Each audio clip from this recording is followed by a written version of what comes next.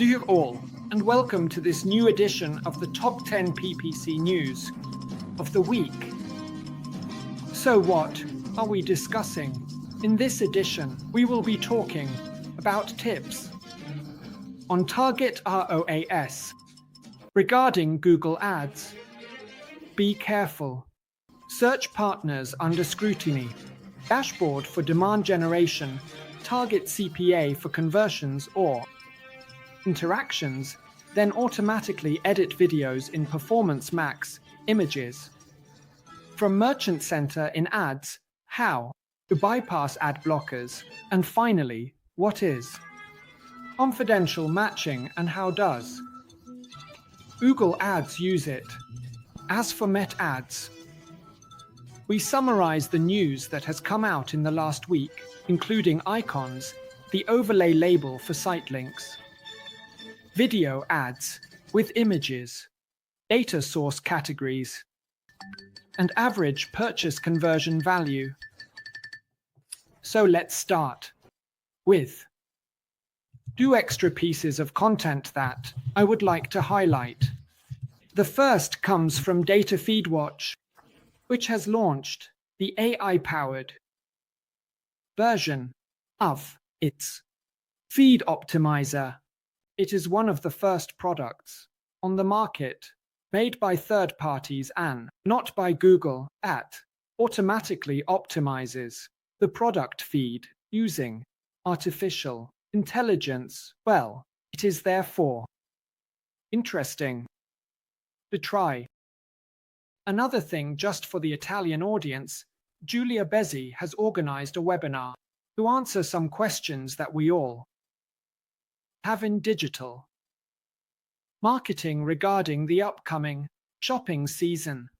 This webinar will be free on September 26th at 6 p.m.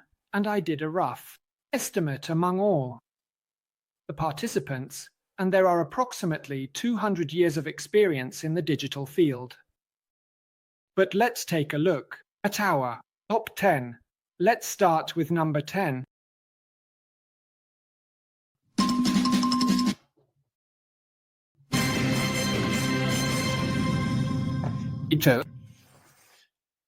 So, the news item number 10 this week, in my opinion, is related to Google's confidential matching, which is essentially a system that allows, or rather does not allow, Google to see the results, the records that we share with Google about our clients, unless it needs to match them with its own database to create, for example, a custom audience match.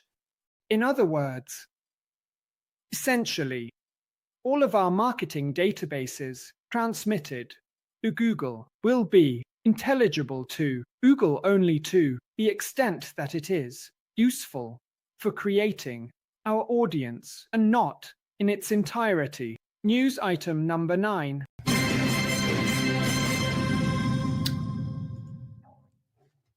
Jonathan Hellens has shared a very simple yet ingenious system to trick ad blockers, which are the plugins that block online advertisements. According to him, it is enough to rename the loader of Google Tag Manager so that it is not easily identifiable by these ad blockers, allowing it to pass through the automatic filters that are based on the default names. It needs to be verified. In my opinion, it doesn't work with all ad blockers, but it could be interesting to conduct a test, especially if there are many users in our market, such as IT specialists, for example. News item number 8. Anna Hobsover has noted that there is now a link within the Google Ads interface to images uploaded through the Merchant Center.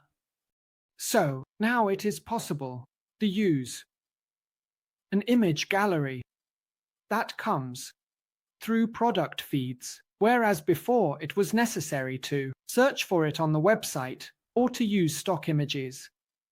But there was no direct link to what Google already had in memory.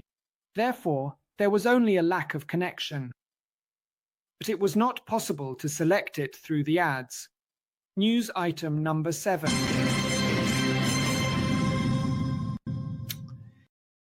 Harper Banerjee, who was among the first to identify the practical application of something announced by Google some time ago, namely that it would automatically resize and adapt videos uploaded in performance bugs according to the available interstitial spaces, depending on the most useful formats to cover all these spaces. News number 6.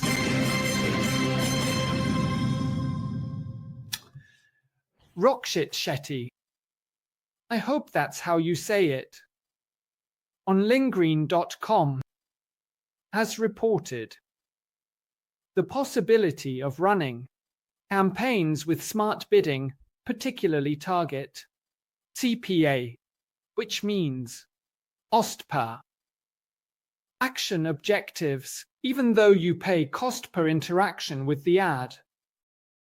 Cost per engagement with the ad and not just for conversions.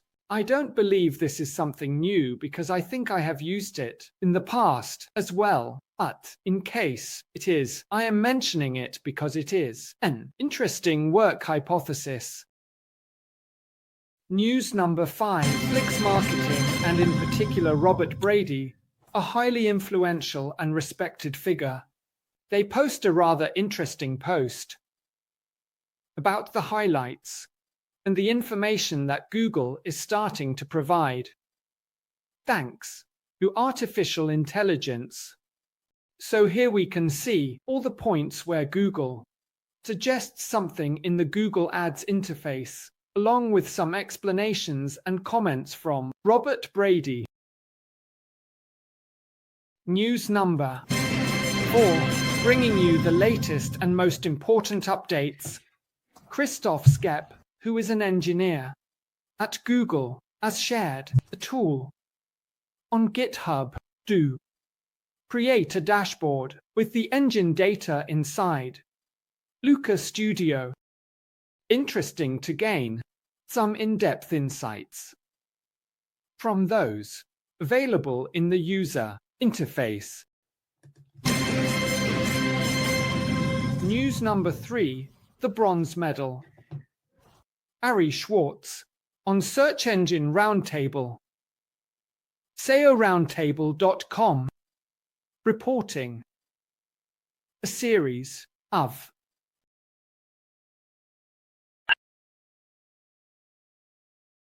There have been a series of complaints recently from several well-known advertisers regarding the quality of traffic from Google's search partners.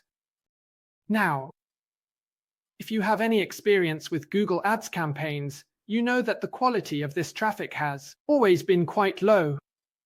However, at the moment, there are also more leads coming in than usual, and these leads are clearly quite fake and of rather low quality. I thought I was an isolated case, but that is not the case. Not so much on volumes and conversions, but on the quality of the conversions coming from search partners, which I reiterate can be viewed through the segmentation button, practically in all tables of the Google interface. News number 2, which are actually 2, both from Branvan and Allen. The first one relates to the fact that Meta has released a new metric that could previously be obtained as a calculated metric. Now the platform calculates it directly, which is the average purchase value of sales. Clearly, we are talking about sales campaigns. It also reports brand one. Among the other 5 updates are the icons added to the site links, a different display of the same site links with an overlay near the icon above the image. It then suggests adding an image. The video campaigns as well to achieve better results. A suggestion made by Facebook and confirmed by PMax.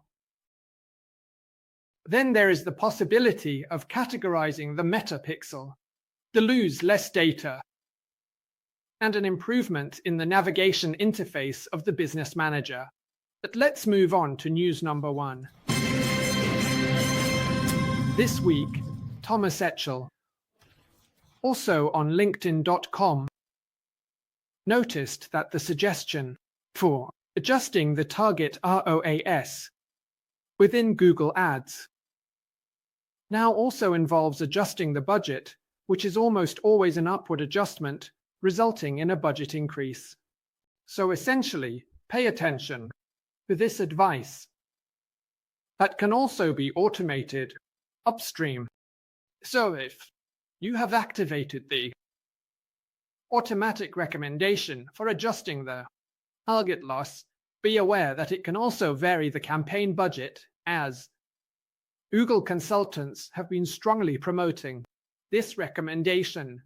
Therefore, this could potentially increase your campaign, automatically raising the budgets of your campaigns without you even knowing.